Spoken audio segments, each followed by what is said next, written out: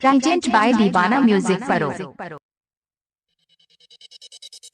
तोहर चांदा वाला चेहरा के जानो गेलो दिल में समाई गे।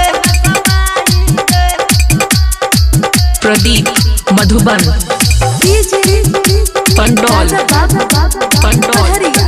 प्रेजेंट बाय दीवाना म्यूजिक परो। गोरे गाल के लालाही जे नाला हागच मखना मलाई गे गोरे गाल के लालाही जे नाला हागच मखना मलाई गे तोहर चांदा वाला चेहरा के जाना गेलो दिल में समाई गे। तोहर चांदा वाला चेहरा के जाना गेलो दिल में समाई गे। बोला दे तू खाली लेबो तोरा अपन लभर बनाई गे तोहर चांदा वाला चेहरा के जाना गेलो दिल में समाई गे। तोहर चांदा वाला चेहरा के जाना गेलो दिल में समाई गे। प्रदीप मधुबन पंडौल प्रेजेंट बाय दीवाना म्यूजिक परो। छोटे छोटे कपड़ा पहनाई छे देखे में लागे छो जाली। रोड पर घूमै छे जानू लहगाई के होठलाली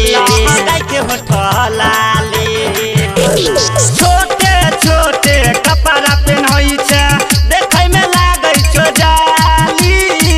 रोड पर घूमै छे जानू लहगाई के होठलाली। केते दीवाना तोरा प्यार में बगला गेलोगे केते दीवाना तोरा प्यार में बगला गेलोगे हम बगला गेलोगे।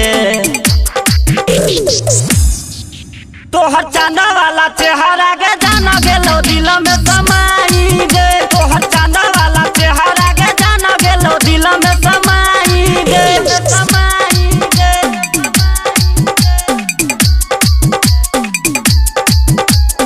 प्रदीप मधुबन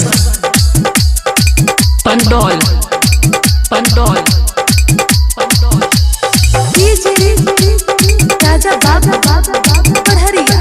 प्रेजेंट बाय दीवाना म्यूजिक परो। मनीष प्रेमी के चढ़ल छो जानू प्यार के उमंग गे। तोरा आगा में फैल छो जानू विष पिया रंभ गे। मनीष प्रेमी के चढ़ल छो जानू प्यार के उमंग गे। तोरा आगा में फैल छो जानू विष पिया रंभ गे। रात दीपक के मन घबरा गेलोगे रात दीपक के मन घबरा गेलोगे रात दीपक के मन घबरा गेलोगे तोहर चांदा वाला चेहरा के जाना गेलो दिल में समाई गे। तोहर चांदा वाला मुखरा के जाना गेलो दिल में समाई